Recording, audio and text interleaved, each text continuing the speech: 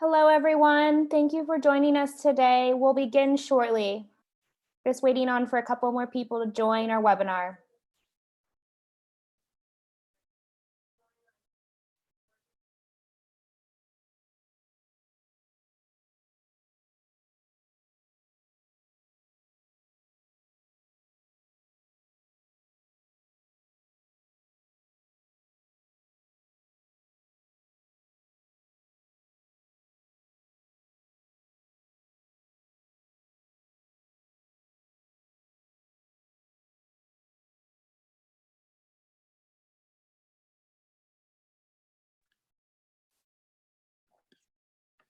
Good afternoon, and thank you for joining us. I'm your host, Abdulmanik Bull.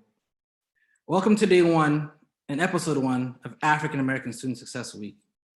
We hope that you're still energized and charged up for action from the very powerful virtual town hall last week. You heard sound bites and clips from leading policymakers, practitioners, researchers, students, legislators, educators, and disruptive, powerful change agents inside and outside of our system. Today, we are ready to dive in and dig deep. Any student of history or conscious observer knows that Black student success is inextricably connected to all student success. It was a Black man, Thurgood Marshall, who successfully litigated Brown versus Board, which facilitated us to be in these integrated spaces today. It was a Black woman, Kathleen Johnson, who successfully calculated the flight path for the first mission in space. It was Dr. Martin Luther King, Jr., amongst others, whose actions propelled the signing of the Civil Rights Act of 1964. Yet today, although African Americans have been on the forefront of fighting for rights and resources, on the cutting edge of innovation and ingenuity, they find themselves, much like Rosa Parks, in the back, patiently waiting for their fair share of resources and rights. This is an interactive town hall where we encourage you to submit your questions, thoughts, ideas, comments, and concerns using the hashtag Black Student Success and Black Student Success Week as indicated in the PowerPoint. The last 15 minutes, we will respond to your questions, and please try to address the presenter if you would like to do so. You can submit your questions via Zoom chat or social media using the hashtag. We're not here to talk to you or at you, but rather with you. Leading us off is Dr. Teresa Aldridge, President of the Umoja Community Foundation Board. Dr. Aldridge, the floor is yours. Thank you, Dr. Bull. I wanted to share some historical information about our respective organizations, which both began in 2007 as grassroots organizations focused on African American student success. We did not get here alone. It was because of the perseverance and dedication of some fearless individuals who helped us along the way. Next slide. First, I wanted to mention the courageous leaders in our state who didn't shy away from the needs of African American students and who actually supported the development of the emoji community and AMEN organizations. Individuals like former State Chancellor Bryce Harris and the late Vice Chancellor Linda Mikulowski, who provided the initial funding for Umoja and AMEN, which gave our organizations state recognition. We also have powerhouse advocates like Assembly members, Dr. Shirley Weber and Kevin McCarty and Senator Holly Mitchell, who saw the student success data from our respective organizations and ensured that funding for Black students would not be left behind. I also want to acknowledge the huge coalition of college presidents who invited Umoja and AMEN programs on their college campuses. Of course, we must also thank the Board of Governors and the leadership of Chancellor Eloy Oakley for putting forth a vision of success plan that said we will eliminate the achievement gap and direct funding to where it is needed most. You will hear shortly about the research and data efforts, but first I wanted to bring some additional context to the African American Student Success Week by sharing what led to the impetus of the Education Policy Summit. Next slide. Umoja, AMEN, and the Black Think Tank Group started meeting a few years ago simultaneously with the goal of developing a Black policy agenda. We came together and scheduled 4 education policy summits and invited the top researchers and policy experts in the state. Work groups were organized and action plans developed that expose systemic barriers in our institutions and help to formulate the need for race-conscious, student-centered funding, and to discuss the idea of building institutions for us and by us. With the leadership of Dr. Keith Curry, we agreed to organize an African American Student Legislative Day and bring 500 students to the Capitol to share their stories. We know that COVID changed those in-person plans, but it did not stop the powerful message that you received last week and that you are about to receive this week. Back to you, Dr. Bull. Thank you, Dr. Aldridge. Next up, we have Dr. Drolla Cooper, the Executive Director of the Research and Planning Group for the California Community Colleges. Dr. Cooper, the floor is yours. Thank you, and good afternoon, everyone. I'm here to share some of the work and the planning that has been done by my group of colleagues that are listed here on this slide to look at 2 things. One we're for now calling an institutional report card, and then a possible way, different way of looking at how we calculate state funding. You could please do the next slide. So the first thing I'm going to talk about is the institutional report card. Next slide, please. So the purpose of this report card is to provide information to students and their families about the African American and Black experience on the California Community College campuses. The goal being to help them in their decision making about which college may be the right fit for them, again, for that student and his or her family.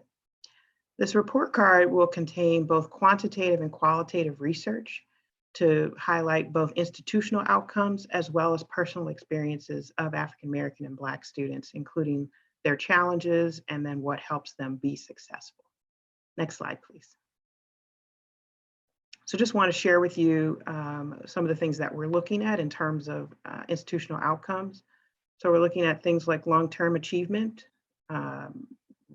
When do they graduate? How long do they take to graduate? How many units do they graduate? How long does it take? How many transfer? What percentage transfer? Where do they transfer? Things like that. Early momentum points, such as when and how many students complete transfer level English and math requirements. Ongoing measures, the things that we might measure every semester, like success and persistence rates. What kind of support is available and received by Black students? Examples, again, being financial aid, counseling, EMOJA. Doing some demographic comparisons. You know, what is the percentage of Black students on campus? How does that compare to the percentage of Black faculty, for example, on that same campus? And then different college characteristics. How large is the college? What is the local Black population? How does the Black population at the college compare to that local Black population? Things like that. Next slide, please. The other component of this is that qualitative piece, that experiential piece, where we want to survey Black students and ask them, basically our question is, what is it like being a Black student at this campus? So we're asking questions regarding the environment that they are encountering in the classroom, what kind of relationships and support they have with and get from faculty, how much are they involved outside of class, in what kind of experiences, are they in EMOJA or other student support programs that may be available on their campus? What kind of challenges do they have, you know, academically, personally, family, work, et cetera? What are they dealing with in terms of basic needs, food, housing, transportation, childcare, et cetera? Why did they choose to go to that college? That's the other question. And then just general campus climate questions. Okay, so that sums up what we're thinking about in terms of this report card. I next want to turn to the recalculation. So next slide, please. So again, we're thinking about, we get to see a lot of figures about how state funding is calculated and which portions of the education system get what kind of reimbursement. Next slide. But what we want to do is kind of put that through the lens of the Black student. So here on this slide is just something that was shared at last week's town hall, that FTES is a full-time equivalent student. And that is how much the state funds each full-time equivalent student for each of the 3 higher education segments, along with K-12. And so you can see what the number is for California community colleges there, 8,306 per FTES. Next slide, please. But then you look at this slide, again, presented last week, of what proportion of Black students go to each of those higher education segments. And the vast majority, 72%, are attending a California community college, with 9% at CSUs, 3% at UC, and 16% going to private, and that includes both not-for-profit and for-profit institutions. Next slide, please. So what we're thinking about, what we'd like to do, is take these 2 things into account. So if you have the majority of Black students attending community colleges, and community colleges are funded at the lowest level per student, that translates into less funding from the state for Black students. So we want to, again, kind of put this on its head, put a new spin on how we look at state funding by looking at it, again, through that lens of how much is the state paying and spending on Black students. So these are the 2 ideas that our group have come up with, and we're moving right now to try to follow through with those, and hopefully more information will be coming soon. Thank you. Turn it over to Dr. Bull. Thank you, Dr. Cooper. Next up, we have Dr. Aaron Vines, the Assistant Superintendent and Vice President of Student Services at Antelope Valley College and the past President of Amend, to talk about the faculty hiring tool. Dr. Vines, the floor is yours. Thank you, Dr. Bull, and thank you all for joining the webinar. My committee worked on a faculty hiring tool, and to kind of set the context of how that would work, we do realize in order to have a faculty hiring tool and have it work and be used by institutions, there'd have to be a mandate or legislative action so that it wouldn't sit on the shelf like many EEO plans do. But the idea is that there'd be trained individuals that would present the tool to board of trustees, present the tool to senior leadership on campuses, administration in general, faculty, and most importantly, faculty hiring committees. Next slide, please. And some will ask, why is there a need to increase Black faculty on campuses? And the simple answer is the Black student experience. We know from research that Black students perform better when they have the opportunity to have Black faculty, and that research dates back to K-12. If a Black student has a Black faculty between kindergarten and 3rd grade, they're 13% more likely to attend college. And if they have 2, then they're 32% more likely to attend college. And that magic and that work and that connection and that sense of belonging and that modeling translates to the college level as well. We've seen that, the research supports it. And not only is it the Black students that benefit, but all students benefit in terms of success and or completion, but there is a benefit. Next slide, please. So a little bit about the data. 18,400 tenured faculty in California community colleges and 60,000 if you include non-tenure. And of those faculty, 1,000 are Black, or 3,182 if you include non-tenure. That's 1 Black tenured faculty for every 131 Black students. While white students, there's 1 tenured faculty for every 55 students. So when you look at California being a community of minority attendees, there's an overrepresentation of white faculty. Not saying that there doesn't need to be more of a certain ethnic background, but for there to be equity, there needs to be an increase in Black faculty on campus, according to what the data is telling us. If you look at what the opportunity is outside the campus for potential students, the Black students, Black potential students grade ages 18 to 24, they're 11%. And 25 to 44 years old, there's 28%. So there's a huge opportunity to attract more Black students and keep them enrolled. And we believe that hiring more Black faculty will increase that retention and even commitment to institutions. Next slide, please. So there is the isolation factor that does happen, and we believe that with an increase in Black faculty, there will be an opportunity for students to feel welcomed, to enter into a friendly environment, be present with role models, and things of that nature.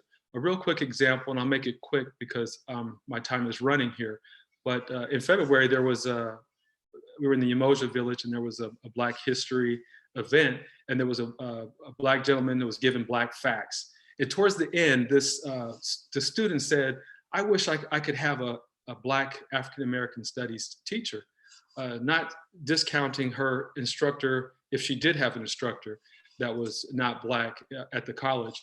But I wanted to talk to her more about it. So I said, after it was over, have you had a Black English teacher? And she said, no. Have you had a Black math teacher? No. Have you had a Black science teacher? No. And she didn't have any Black teachers in her college experience. And she was just aiming for or voicing that if I just had one, and our students should not have to have that experience, especially we know the value in learning that takes place and the need to feel welcomed and a part of the campus community. Next slide, please. Okay, so real quickly here, this is a sample infographic of what the tool would look like. It would be web-based, and an individual could go on, type in their institution, see their institutional data, see their discipline data. I chose English because we do know that depending on the discipline, the number of Black faculty decreases quite a bit if there's any at all. And it's important during hiring committee meetings that folks are aware and in tune and they're engaging in the data, and this tool would help. And again, it would need to be mandated, and there would have to be someone given the training of how to use it every time there's a hiring committee meeting, so it doesn't just get put aside. It gives student demographics, and then also it gives outcomes for that particular discipline. And then we also have a piece where we're going to include literature so that people understand the value, because there will be some pushback for some may not think it's necessary, but the research will help with those conversations when the tool is introduced. And that is it for the hiring tool. Thank you, Dr. Bull. Thank you, Dr. Vines, for demonstrating that very, very important tool. Next is Brother Jerry Marshall, who's an adjunct instructor at American River College. He's an outreach specialist. He's also the Umoja Saku instructor. He's going to talk about the Umoja University and restoring what's been lost. Jerry, the floor is yours.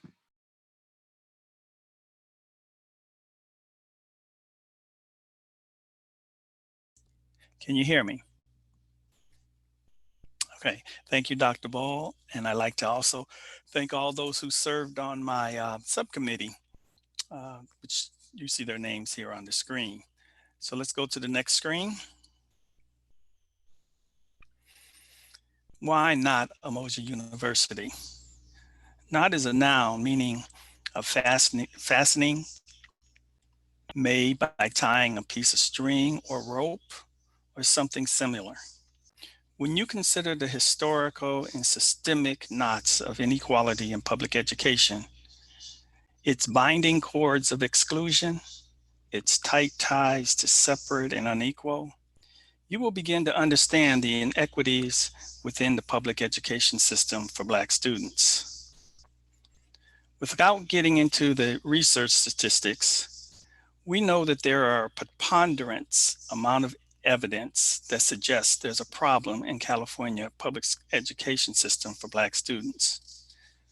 Just consider the overwhelming conversations we've engaged in over decades about Black students in education.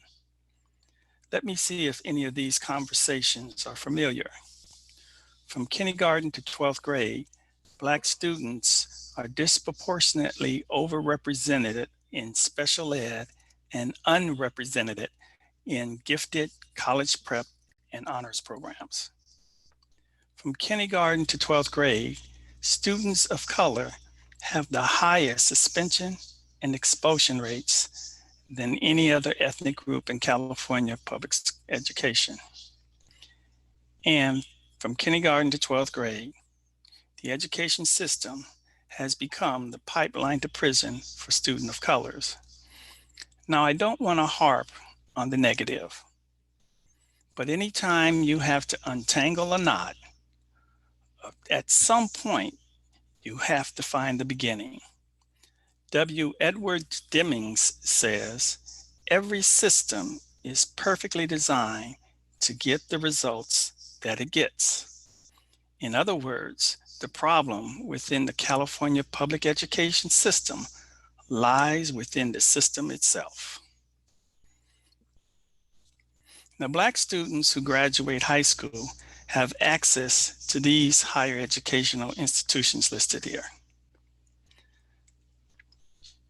The majority of students, Black students, 72%, enroll in California community colleges, 9% in California state universities, 3% in the University of California, and 11% in private for-profit colleges and universities. And while most Black undergraduates choose a community college, only 37% complete within 6 years. At the CSU system, only 9% of Black first-time freshmen earned their degree in 4 years, and 43% in 6 years. At the UC campuses, nearly half of the Black freshmen who entered in the fall of 2010 graduated on time, which is 4 years, and 3/4 of them graduated within 6 years. The analysis finds that private, for-profit colleges and universities have the worst outcome for Black students, with only 7% completing the degree in 6 years. Our subgroup of the Umoja and Echumen Educational Summit was overwhelmed with the efforts of redesigning educational systems. So we decided to entertain the idea of something new, and we said Umoja University. Next slide.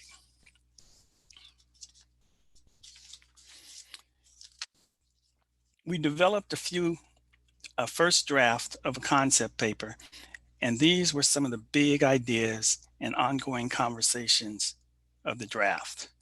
We talked about a master plan, talked about location, curriculum, ongoing an online component, partnerships, stakeholders, finances, and government. So in keeping with the time limit, let me close with these remarks. Let me repeat. When you consider the historic and the systemic knots of inequality in public education, its binding cords of exclusions, its tight ties to separate and unequal, you will begin to understand the importance and the work that is needed.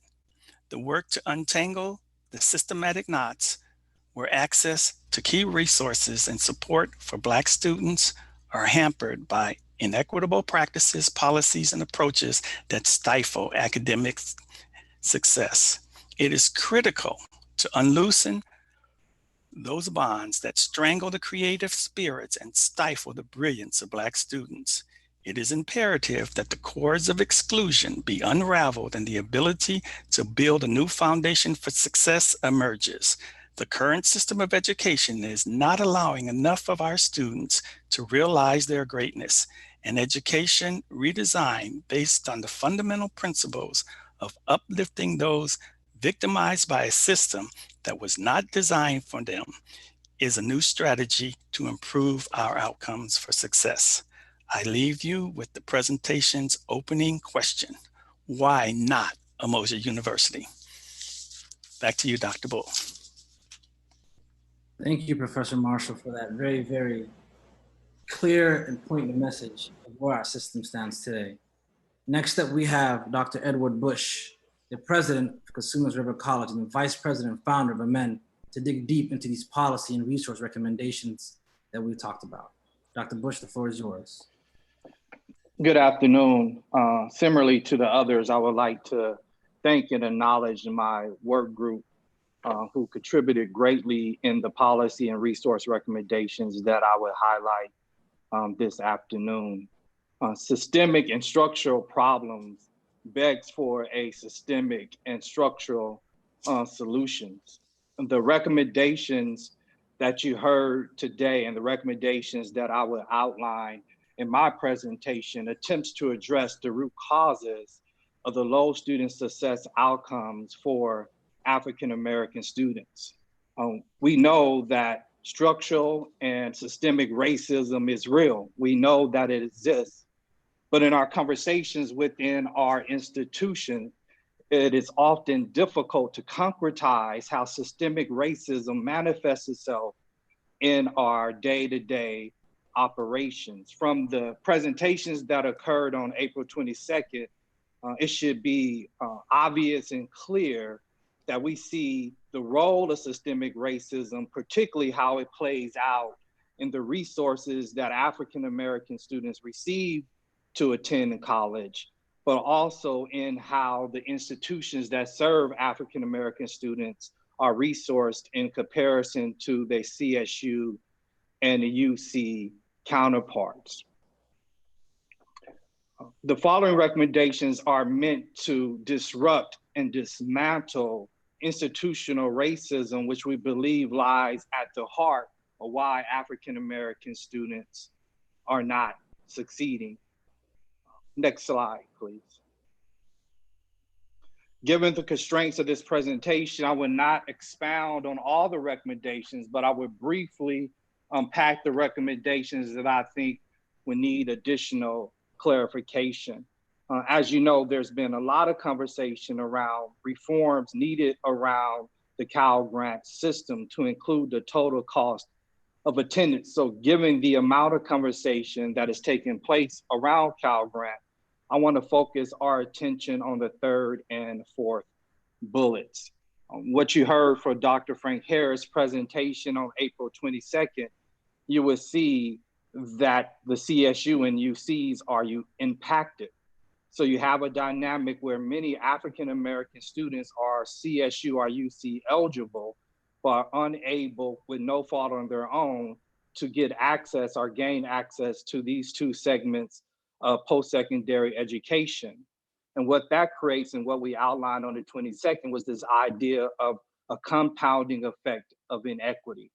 So that means African American students who are interested in attending four-year institutions, whether this is after they transfer from a community college or coming right out of high school, are forced to go to out-of-state colleges, many of them selecting HBCUs, but they are unable to access Cal Grant dollars that their parents have contributed to the tax base. Our belief is that students who have paid into this tax base should be able to access their Cal Grant dollars when they are unable to gain access to the CSU and UC. Next slide. You had a lot of conversations around race-conscious resource allocation and race-conscious matrix in looking at how money is allocated not only to institutions, but also directly to African American students. One of the things that we know with the student-centered funding formula, there is a portion of dollars that is allocated based on student demographics, such as their being Pell Grant eligible and our first generation college students. We are proposing that we add race as a matrix or indicator in determining the amount of dollars that community colleges receive. And that's not only for the student-centered funding formula, but also within the student equity and achievement funding. The last recommendation that I want to focus my time on is looking at equitizing funding across public post-secondary education for lower division courses. You've seen several presentations that highlighted the amount of state dollars that UC and CSU receive in comparison to California community colleges. We asked this question: if a student is enrolled in History 100 at the CSU, community college, and RUC, why do those institutions receive different levels of funding for the same course? Sorry, that's my timer going off. You hear that background, for the same course. And so we believe that we need to determine what is the true cost of lower division education, and regardless of where that student attends, that's the amount of money that those institutions should receive in facilitating the successful completion for African-American students. And with that, I'll turn it back over to you, Dr. Bull. Thank you, Dr. Bush, for pointing out the systemic funding inequalities and proposing recommendations. We also have a group of folks, leaders in our system, who've been working with the Board of Governors for creating systemic change for African-American students. And so I want to introduce Cassandra Jennings, the President and CEO of the Greater Sacramento Urban League, and Greg Irish, the Executive Director of the City of Los Angeles Workforce Development Board. Mr. Greg Irish, the floor is yours. Good afternoon. Thank you, Dr. Bull. My colleague, Cassandra Jennings, is the President and the CEO of Greater Sacramento Urban League, and are delighted to be a part of this webinar today. Ironically, were it not for this insidious pandemic that is disproportionately affecting our communities, all of us most likely would be celebrating in the true spirit of African-American Student Success Week, the high school and college graduations of our loved ones. This is usually graduation time. I co-chair with Cassandra the California Community College Black and African American Advisory Panel. It's the brainchild of Chancellor Eloy Ortiz Oakley, who, going back to his days as the president of Long Beach Community College District, and a person who himself graduated from community college, has always been cognizant and sensitive to the disparities that exist with regard to African Americans' access to higher education and the opportunities that education provides for gainful employment and a middle-class lifestyle. The Chancellor formed the Black and African American Advisory Panel nearly 3 years ago and charged it with formulating recommendations and strategies to address the barriers and challenges to African American community college enrollment. The panel consists of volunteers, of community leaders and influencers statewide, from the workforce development, business, faith-based education communities that have invested a great deal of time and effort to the cause. The panel also includes members of the Board of Governors of the California Community College System. Next slide, please.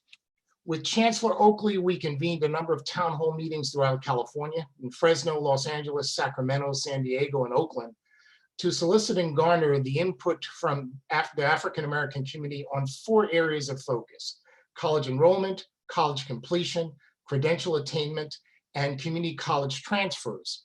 The attendance at the town hall meetings and the diversity of the attendees was greater than we and the Chancellor ever imagined. As you can see from the slide, the attendance included parents, grandparents, high school students, community leaders, and elected officials and educators. As a testament to the importance of our work, I distinctly remember a grandparent attending the Fresno town hall with her grandson, who was who was in high school, and inquiring about financial aid, the availability of financial aid to enable her grandson to be the first in the family to attend community college. The panel has since issued a report with findings and formulated recommendations on how to advance the cause of African American community college enrollment. And I'll hand it over to my colleague, Cassandra Jennings, to give you some details of what our findings were and our recommendations. Cassandra? Thank you, Greg. And it's certainly my pleasure working with you and all the great people on the panel. As you might imagine, the effort Greg has just described yielded a massive amount of data, insights, and for the most part, very consistent findings that emerged from both the town halls and focus groups. We found similar issues and concerns throughout the state, with only minor variances between densely populated communities like Los Angeles and Oakland versus more rural areas such as Fresno. And of course, Sacramento was right in the middle of all of it. After the focus groups and the town halls were completed, we organized into work groups to study the data and build consensus around the major findings and the ultimate recommendations. The panel prepared a report with major findings and recommendations, which we are just now beginning to share with key stakeholders across the state, and which we'll outline here today for you. Next slide, please. So there are 6 major findings. First is the financial aid is a stumbling block for Black students. And you have heard that throughout this afternoon already. Students and parents are mostly unaware of the many different programs and resources available at community colleges that could help students succeed in college, but especially financial aid. In addition, the process of applying for financial aid is problematic for many and often results in a decision to not continue their plans to pursue higher education. That cannot be an option. Secondly, isolation is a negative factor on campus, especially on campuses where Black students make up just a small percentage of the overall student population. Now, I know you already saw that in an earlier slide that was reported from the panels, but this is worth repeating because it is so important. And I thank Dr. Vines for pointing that out. But for Black students, the on-campus environment is often unfriendly and unwelcoming, with few role models represented in the staff or in the faculty administration. And I'm glad we're thinking about doing some things with that, but with whom they could bond with and turn to for advice and counsel. The feeling of not belonging on a campus is real, and it was described as the imposter syndrome. And some students stated that they had no voice and no face, and their face microaggression on a regular basis. It's just a reality that we need to understand. Then third, low awareness of career educational opportunities prevent students from pursuing new career pathways. Students and parents have no clear idea of the value of career education programs, and there are hundreds of them at the community college. They don't understand that this is a way of being prepared for and obtaining some good paying jobs and careers available in California right now and in the future. Fourth, we really wanted to focus on about campus programs are differentiators in ensuring student success. Students who participate in campus programs like UMOSA, like A2Men, and like EOPS, or they have other strong support systems at home, they report higher satisfaction in getting through college and their success and their experience. These students also seem to be more confident about completing their college programs and knowing the ins and outs of obtaining that financial aid to pay for those college costs, which again is a huge factor. In spite of many challenges and lack of awareness of resources, Black and African American young people remain very optimistic about attending college and completing their programs, whether they are pursuing a certificate or a degree or planning to transfer to a 4-year college or university. And finally, our findings included outreach. Let's do it early, let's do it often, and it is essential. In spite of current outreach efforts, awareness about community colleges remains low among students, parents, and community advocates who say they just need more information, and the information needs to be clearly tailored to Black and African American community. Now, interestingly enough, in spite of being heavily reliant upon digital and social media as their primary information channel, students in the focus group stated that the peer-to-peer and the face-to-face communication are most effective, at least initially, in establishing trust. So we heard those findings. Next slide, please.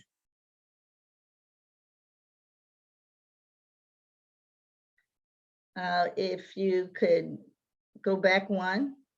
Thank you. So these 6 findings that I just mentioned led to the 6 recommendations that the panel considered critical in changing the trajectory of Black and African Americans in our community colleges. The advisory panel believes these 6 recommendations, if properly resourced and invested in, could help spark a movement leading to true transformation for Black and African Americans attending our community colleges here in California. We have framed the 6 major recommendations to directly address the most pervasive and entrenched barriers that hinder successful outcomes for Black and African American students.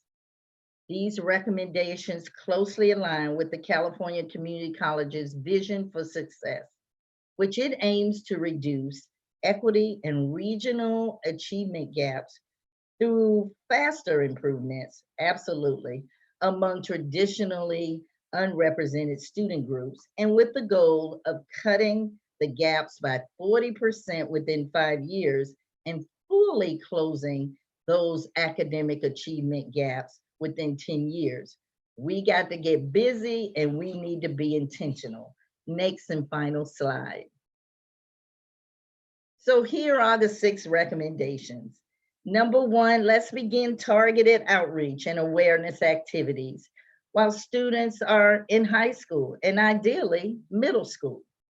This will help us really ensure that students, parents, and those influencers in our community, including the high school, college, and career counselors, are fully aware of all the opportunities available through the community colleges. Also, to ensure they know about financial aid and the career educational pathways. And then secondly, we must identify and engage existing on-campus and off-campus support systems. These include community leaders and college educators and administrators, assistance programs for the food insecurity and homeless, as well as organizations like Umoja and A2Men that cultivate an environment of inclusion, an environment of trust, and an environment of achievement of our students and parents to help them have a successful career opportunity in college. Now, number 3, develop advertising, informational, and outreach materials. And they have to be clearly and obviously targeted to Black and African American students and their parents. These must utilize positive and culturally relevant imagery and people and content that connect instantly so that our students and leave no doubt that they matter. And 4th, we need to address and eliminate all the obstacles that currently prevent Black and African Americans from learning about and completing the financial aid process. It's from A to Z, from knowing about it to completing the process. And then 5, we just want to intensify the efforts to increase awareness in the Black and African community of the role of education plays in preparing students for, again, all of those good paying jobs and careers that do not require a 4-year degree. And then finally, if we can increase the number of Black students in California Community College who transfer annually to Universities of California campuses or the California State University campus. This increase is critical if we will meet the California's future workforce demand for bachelor degrees. These recommendations are critical to the success of African American students. We must be intentional, we must be unapologetic, and committed to the long term for real change. I want to turn it back over to Dr. Ball now. Thank you. Thank you, Mr. Iris and Ms. Jennings. The operative word here is critical. And this is a very, very pivotal moment. And looking at that term salient, the salience and critical is very, very important. We want to bring in a presidential perspective to see how we can operationalize all these recommendations and reports and these findings. So with that being said, I want to turn it over to Dr. Rowena Tamanye, the president of San Jose City College, to provide us with the CEO's perspective. The floor is yours.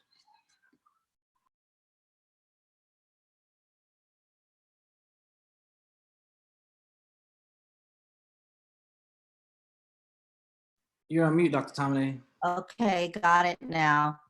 So thank you for this opportunity, Dr. Bull, to provide a reflection, and thank you to the tremendous work being done by our leaders in Umoja, A2MEND, and the California Community College's Black and African American Advisory Panel and other policy and research leaders.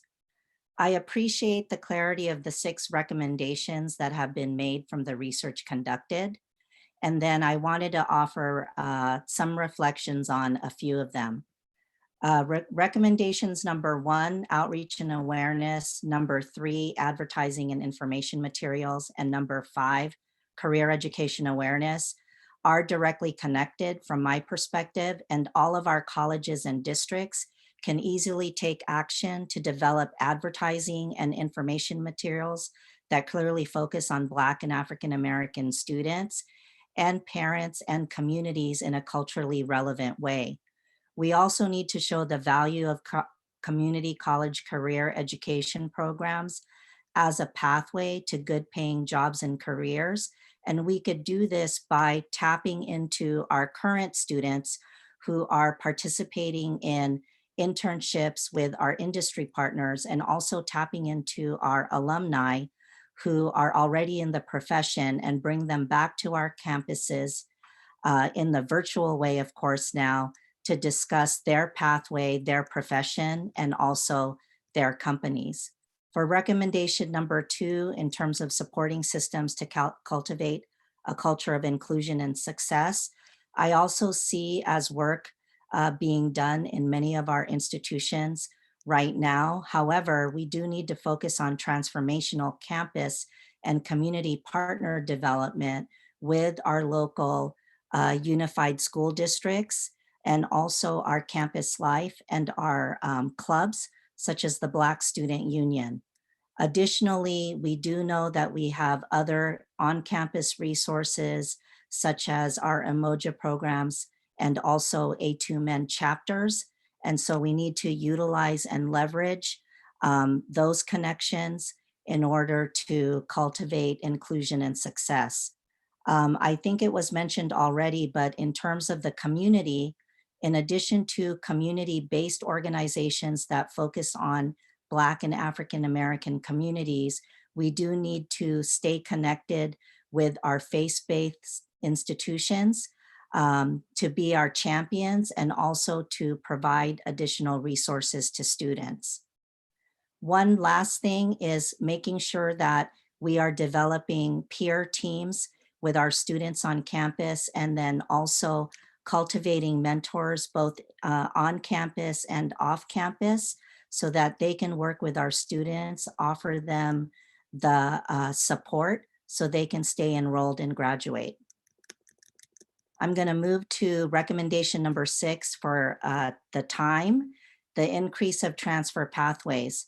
I think in this recommendation, we need to leverage some of the programs that we have in place already, such as our Promise programs, and in addition to our work on associate degree for transfer, those we need to scale. And what this means additionally is that we need to focus in on increasing our dual enrollment opportunities and middle college opportunities for Black and African American students. And we could do this by leveraging our student equity and achievement funding and other funding to provide zero cost benefits. Again, because we know that our economic and financial barriers that impede Black student success. And so we need to try to offer as much zero cost benefits as possible. And so I'll go ahead and end there. Thank you. Thank you, Dr. Tamine. So we've heard from our all-star lineup of panelists, disruptive educators in the system and outside the system. Now we want to hear from you. So we want to take some of your questions. The first question is addressed to Dr. Vines, and that is, there are many colleges that have made efforts to increase Black faculty and for others. Does your tool deal with retaining faculty because of chaotic climates? That's a very good question, Dr. Bull. Thank you.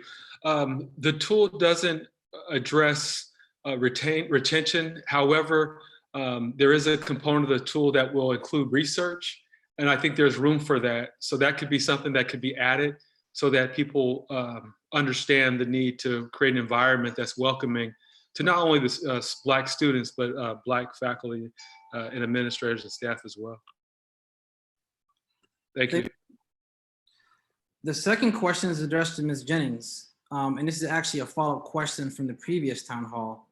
And that is regarding the symmetry between the community college system and the K through 12 system. So they're asking, has there been any efforts or is there any work in regards to aligning both systems and propelling African-American students to benefit, as you mentioned, from those career ed programs in the community colleges, from the K through 12 feeder schools? Thank you for the question. And as you saw just from one of the pictures of our session in Fresno, we had a very cross section of people that we were outreaching to for input. And there was a lot of discussion from the panel as well as the focus group in the town halls about how we connect the dots.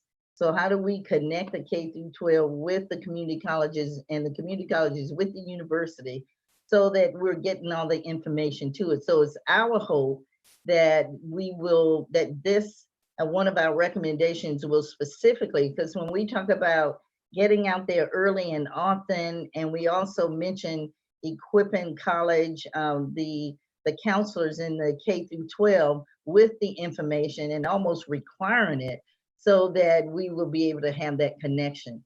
So I think we know it doesn't start at the community college. It's a system that there are many components. So we are really hopeful that we will be intentional about making sure that there's a better connection. And I think Greg may also have some answers to that. Greg, you want to? Yes, Dr. Bull, in our $80 million system in the city of LA, that's the workforce development system, we actually dedicate $1 million to pupil service counselors that are LAUSD personnel that are in our job centers, realizing there needs to be that connection.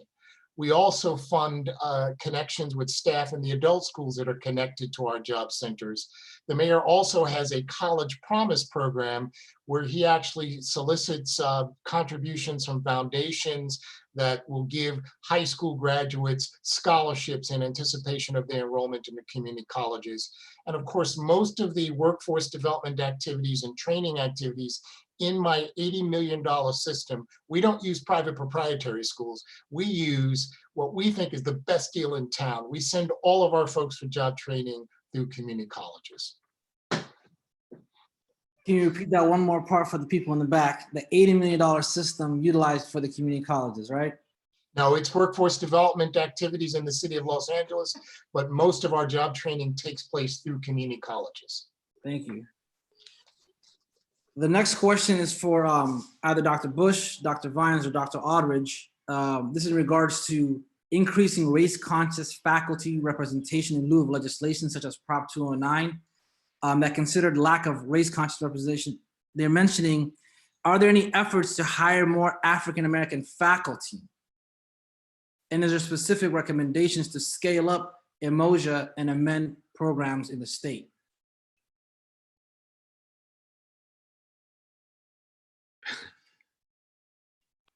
Yeah, I get started.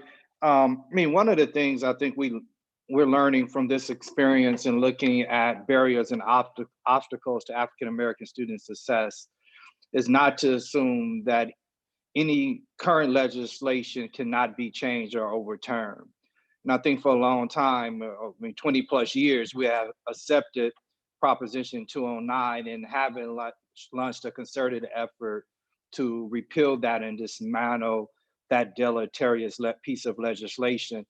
And so I think while this is not directly going to the question, I think we need to begin to join efforts that are currently gaining momentum in repealing 209 so we don't have to hear that excuse for why we can't specifically target African-American students or faculty. So I think that's important.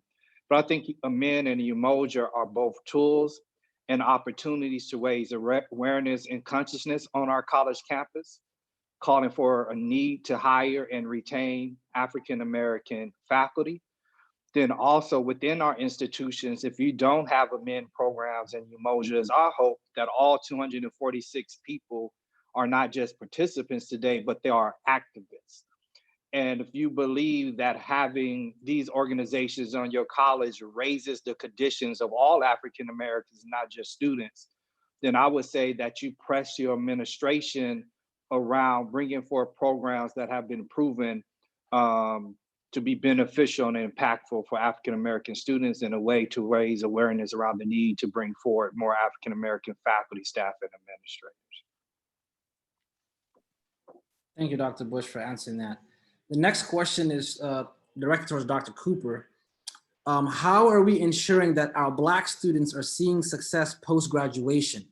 What research and statistics exist to keep track of this type of information and confirm address gaps that exist once we graduate students? Thinking of 1, 2, 3, 5 years after degree completion. I believe you've hit upon a gap that we have been very focused on, at least from the community college perspective. We've been very focused on our outcomes. Do we get them to their associate's degree? Do we get them to the transfer institution? There's some attention obviously on do they complete the 4-year degree.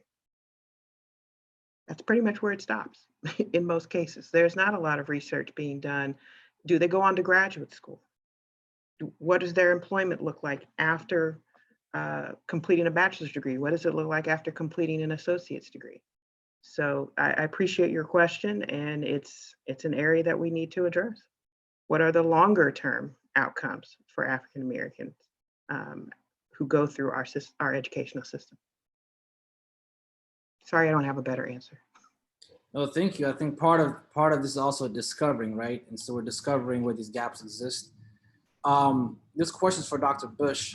Has there been a real consideration given the idea of adding race as a metric in determining the amount of dollars that community colleges receive? It's a great idea. Adding race consciousness, race resource allocation, and race conscious metrics would change the game. I agree. That's why it's in our recommendation is that we need to use race instead of these pseudo proxies that try to do a backdoor in run to get at students who are most in need of the support and resources. So we call upon not using proxies, but to be very intentional about calling out race as a matrix. When we look at correlation to student success or the lack thereof, while there's a lot of factors and intersectionalities we look at, it still remains that race is the primary indicator within our institutions of success and our failure.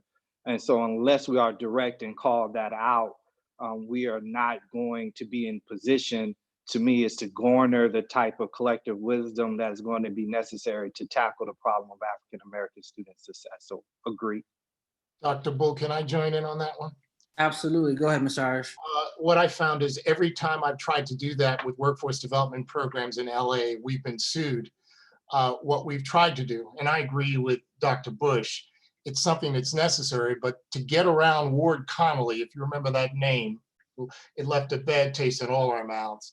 What we've done in LA to deal with communities that we think need workforce development programs, we've actually identified census tracts with the largest populations of African Americans and concentrated our resources within those census tracts to avoid the lawsuits. Very wise. That concludes some of our questions that we fielded today. We hope that you join us tomorrow. And we want to thank our phenomenal panel for diving in and digging deep. We want to thank all of you for really engaging us in this dialogue and this discussion and thinking about, as Dr. Bush mentioned, being change agents and activists. We're not here just to listen. We want you to be charged, moved, motivated to do something. And tomorrow we have a very, very important topic, housing insecurity of African-American students. And as we look at our system and our African-American students, there is a comprehensive, holistic litany of issues that impact their success. And so we want to delve into those topics day by day, one by one. We want to thank you all. We want you to continue the conversation at Black Student Success. We want you to dial into episode 2 tomorrow, same time, same place. Thank you and have a great day.